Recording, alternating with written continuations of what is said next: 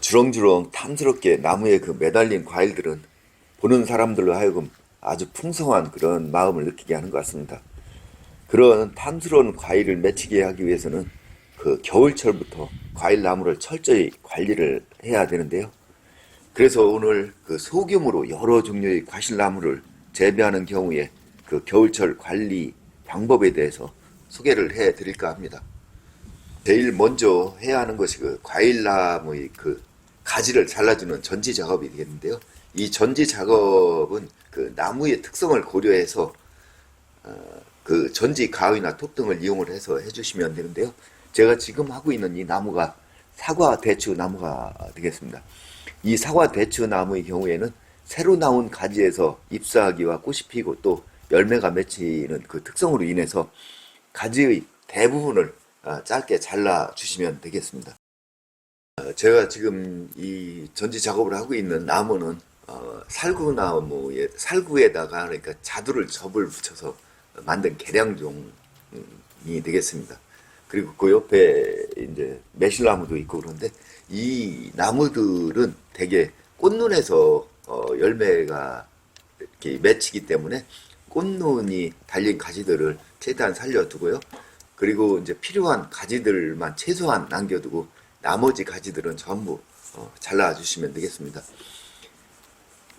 이 해마다 매년 보면 가지들이 상당히 이렇게 많이 올라옵니다. 그래서 그 불필요한 가지들은 전부 다 이렇게 전지 작업을 통해서 잘라 주시면 되겠습니다.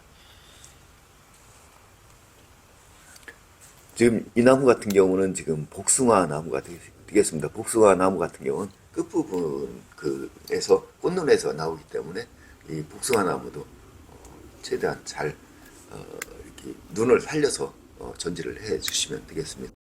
이제 전지 작업이 끝나고 나면은 그 PT병, 그 재활용 PT병을 이용을 해서 제가 이렇게 하늘로 솟는 그 나무들을 이렇게 작업하기 좋게끔 밑으로 이제 이렇게 유인을 해주는 그런 작업을 할 건데요. 그 전에 지난 해에 이제 제가 달아 놓았던 이 PT병들을 지금 제거를 해주고 있습니다.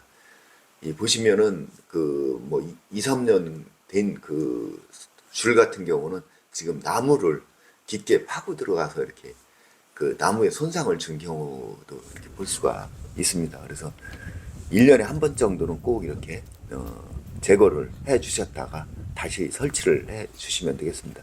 제가 지금 이제 병에다가 기존의 병도 있고 새로 이 제가 모아 놓았던 병에다 이렇게 물을 담아주고 있습니다.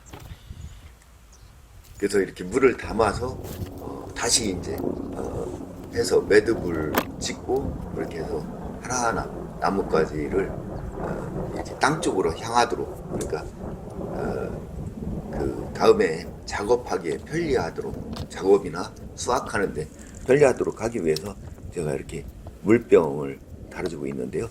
이 물병을 다룰 때는 이렇게 이제 뭐 나무 굵기라든지 길이라든지 이런 거를 고려를 해갖고 물의 양을 이제 해서 맞춰서 해주시면 되겠습니다. 그러니까 가는 가지에는 작은 물병들을 활용을 해서 하시면 되고 큰 가지 같은 경우는 이제 큰 물병에다 하시되 물이 많을 경우에는 조금씩 따라가면서 그 어떠한 무게를 유지를 해 주시면 되겠습니다.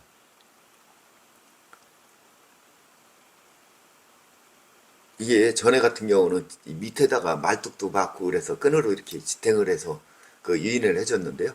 그렇게 할 경우에는 사실 여름철 그 작업하기에 너무 불편하고 해서 제가 몇 년 전부터는 그 지금 이렇게 PT병 그 재활용 PT병을 활용을 해갖고 이렇게 해서 유인을 해주고 있습니다. 그렇게 하다 보니까 이제 여름에 작업하고 그러는데 상당히 편리하기 때문에 제가 지금 수년 전부터 이렇게 해서 PT병을 달아서 이렇게 유인 작업을 해오고 있습니다. 지금도 이렇게 보면 너무 이제 무게가 무겁기 때문에 제가 물을 따는 그런 장면이 되겠습니다. 가지를 잘라주는 전지 작업하고 나무를 유인해주는 그러니까 재활용 PT병을 활용한 그 유인 작업이 끝나고 나면 그 잎사귀가 나오거나 또 꽃이 피기 전에 반드시 해야 되는 것이 이 황을 뿌려주는 작업이 되겠는데요. 이 황을 뿌리는 이유는 아주 건강한 그런 잎사귀 유지를 해서 반드시 필요하기 때문에 꼭 권장을 해드리고요. 이때에 나무에 그 어떠한 병충해가 있나를 확인하셔서 함께 섞어서 이렇게 해서 약을 섞어 갖고 방제를 해주시는 것이 아주 효과적이라는 그런 말씀을 드리겠습니다. 그리고 이 난 후에 이제 퇴비를 적당량을 뿌려주시면 겨울철 그 과일나무 관리는 전부 끝이 나게 되겠습니다. 이렇게 해서 이제 겨울철 과실나무 관리 방법을 소개를 모두 해드렸습니다. 지금까지 시청해 주셔서 대단히 감사합니다.